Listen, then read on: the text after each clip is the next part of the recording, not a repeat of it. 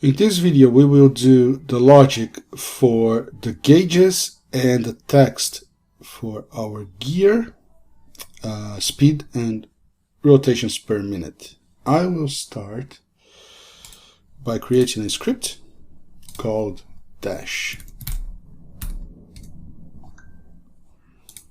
Then I'm going to open up the script and I will start the script with some references.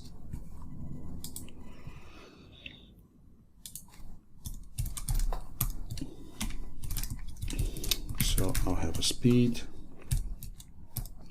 and a, let me think, I'll have a game object, speed, oh dear, no, just a game object, speed indicator. Then a RPM indicator, then a car controller, a reference to my car controller, and oh dear, serialized field. And now I'm going to need Text Mesh Pro for my Text Mesh Pro GUI RPM text. And just going to copy this line because we're going to have a couple more for the speed and the gear. Okay. I'm not going to do anything on start, but on update, actually, no. No, we're going to set it, sorry, we're going to set it on the script itself. So then our speed equals car controller. Oh, yeah, we're going to need to do some, provide some access to our speed. Where is, am I not saving my speed anywhere on my car controller? It looks like I am not. Yeah, I'm not. Actually, my speed is, I will do actually a function, public void get speed, and our speed is the magnitude of our rigid body velocity. I'm going to multiply it by 3.6 and time.times KO. There you go. And that's not a void, that's a float. And but what about, I have here the gear and RPM. I'm just going to create gear get return gear and private float RPM get return RPM, because I'm going to need them on my dashboard. So let's get back to our dashboard, get speed, and our speed text.text equals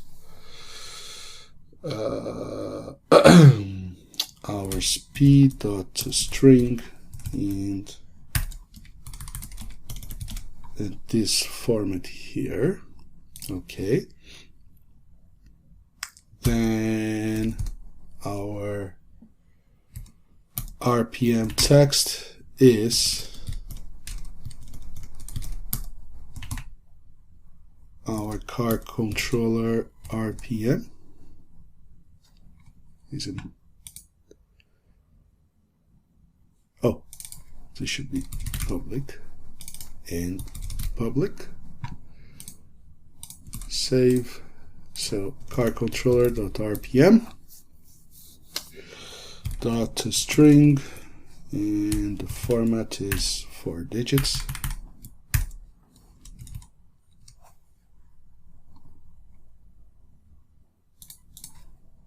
Now speed indicator dot transform dot local rotation. Now we're going to do the angle of our gauges. It's going to be a quaternion Euler. Actually, that's not a function, that's just an attribution. So equals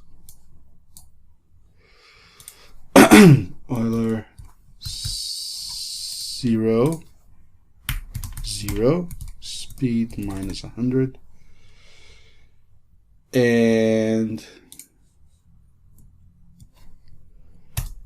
for the RPM indicator, transform rotation, local rotation, equals quaternion dot Euler 0, 0 car controller RPM times 0.01. And then our gear text equals car controller gear gear dot string 0. Okay, let's save this, and now back to Unity. This goes into the UI camera. There seems to be some error somewhere. Let's just clear. There's a flat. Okay, float. Okay, back to Unity. Let's compile. There's a UI camera. And our dash. Okay, and now our speed indicator is our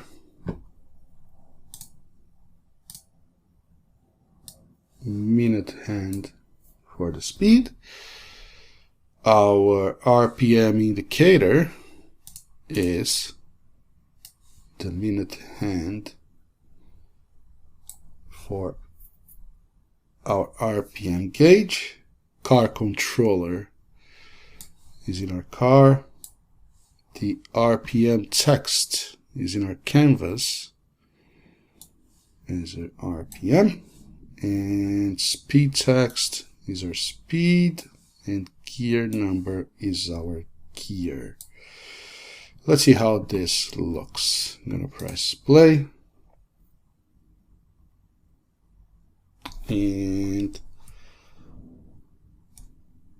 okay, there seems to be something wrong with our gears. I will give it a try, but our gauges are working, and I'm just going to adjust them to start. Let's just adjust their rotation so they start like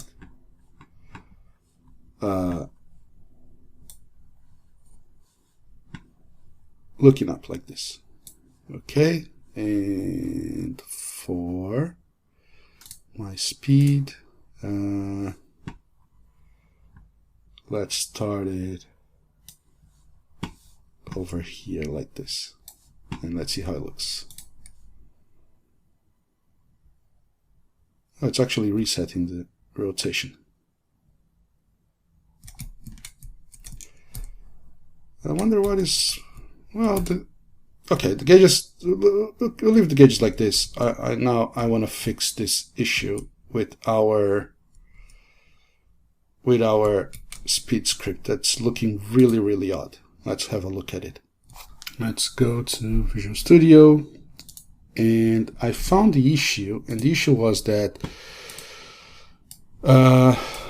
originally we had our automatic gear verification on update, whereas it should be on fixed update. So if you move it to fixed update and go back to Unity, press play, the changes are going to be much smoother. See? Much better now. Okay.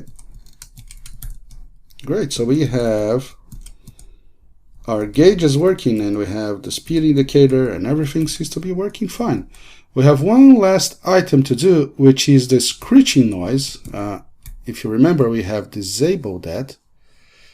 Where is it? Where's our car? And okay, you have the screeches, and they are disabled for now, and we're going to fix it now on the next video.